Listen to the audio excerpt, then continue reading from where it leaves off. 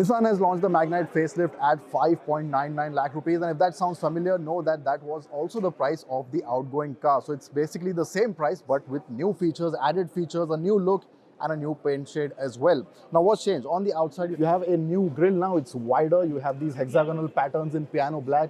It has a bit of bling as well, and it all blends very nicely with the sharp LED projector headlamps. Low down, you also have fog lamps and of course this sort of buff off-roady look for the lower part of the bumper. So not a lot that has changed, but it is a change that you will notice. It's not really going to blend in with the older car, but there's a lot more happening on the inside. So let's quickly look what the side and the rear look like.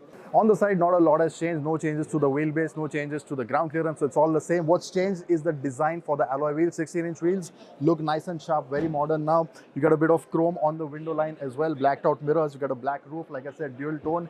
And this paint shade is new now. And at the rear, what you can see on the new Magnite is a refreshed tail lamp. I mean, the details in there are quite new. The DRLs are different as well. You get this M sort of treatment here, and it definitely looks a lot modern and new age. And while we're at the rear, let's quickly look at the boot as well, which is a good 366 liters, which can also be opened up to 540 liters because these seats can be folded, split folding seats. You also get a spare wheel underneath the tray, and well, a very healthy boot. Now into the updated Magnite, what you get is an updated interior as well. Now the layout is the same, so you get the same AC vents. The steering wheel is still the same as well. 8-inch unit just as before. You have the wireless charging pad underneath it. You have some space under that for some storage, a USB-A port, a charging socket, and your gear shifter. Cup holders are part of the package as well.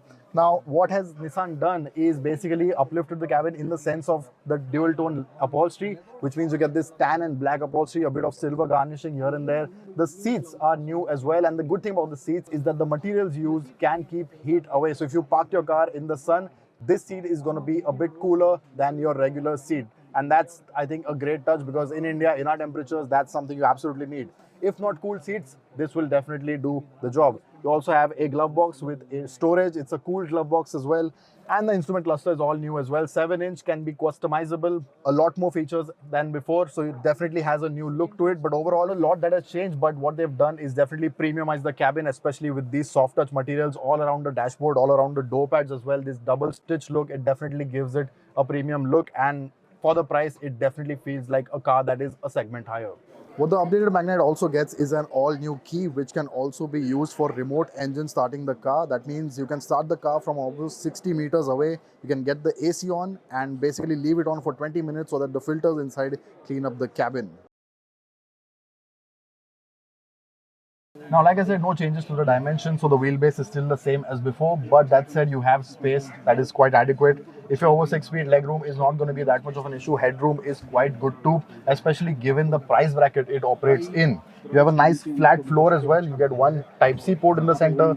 You get AC vents, some space in the seat covers, and of course, you get a center armrest, 2 cup holders, some space to keep your phone. You get a center seat belt as well. However, no center headrest, so that's going to be a bit of an issue, but apart from that, seat comfort is really good, and with the new upholstery, it definitely adds a premium touch. Powering the Magnite are the same engine options as before. 2 1-liter engines, one non-turbo, one with a turbo. The non-turbo gets an AMT gearbox with a 5-speed manual, and the turbocharged engine gets a manual gearbox with a CVT transmission. Now with the pricing, it definitely has become a very interesting proposition. Like I mentioned, it is the same price as the outgoing car, which will bring a lot of buyers into the showroom because as you can see, you get a lot of the new bits. You get all these changes to the interior. It is a lot more premium now. And of course, it has slightly refreshed look, so it won't look dated as well. What do you think of this new Magnite? Do let us know down in the comments. Do you think the changes are enough? Do you think there should have been a bit more done there? And of course, we'd love to know your thoughts. So do let us know in the comments. Don't forget to subscribe to the Autocar India channel and hit that bell icon as well.